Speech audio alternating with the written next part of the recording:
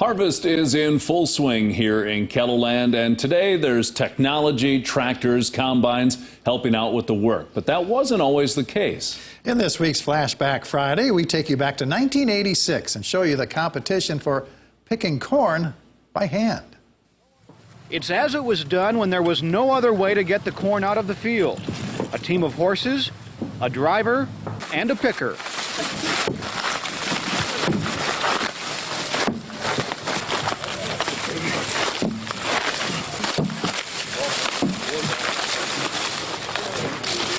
Lawrence Nielsen of Marion is a former national champ and a two-time state champ, the last time in 1981.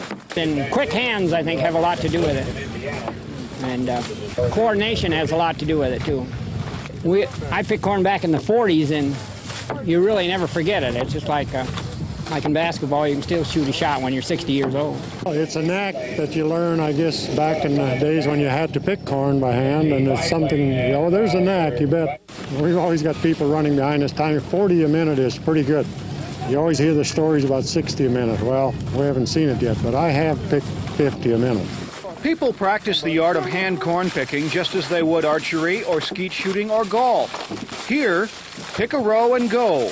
It's pretty hard for somebody to start nowadays because they don't have the experience in the practice. And that's what it takes, a lot of practice. Practice paid off for Van Leer. He won his division in the state contest.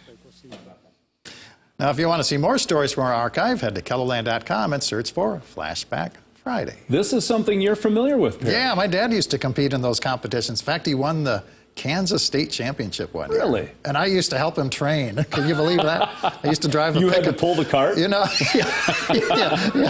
I rode the horses, but no, I had to drive a pickup truck where my dad would go alongside, and husk the corn. See, it's all in one motion. You got to husk the corn, throw it in the back of the truck. I think I threw out my back. But yeah, it was a lot of fun. It was very, very educational, but it's definitely a lost art. Well, Scott and Brian, are you going to stick to tomato picking instead of corn picking? Well, you know what Brian was mentioning too during that story. It was what your grandfather would tell the stories about that? You bet they would. Yeah, and I think they still have a big competition down near my hometown where you could enroll Scott Munt in that. You'd have your chance. Kimballton, Iowa, I think they still do that.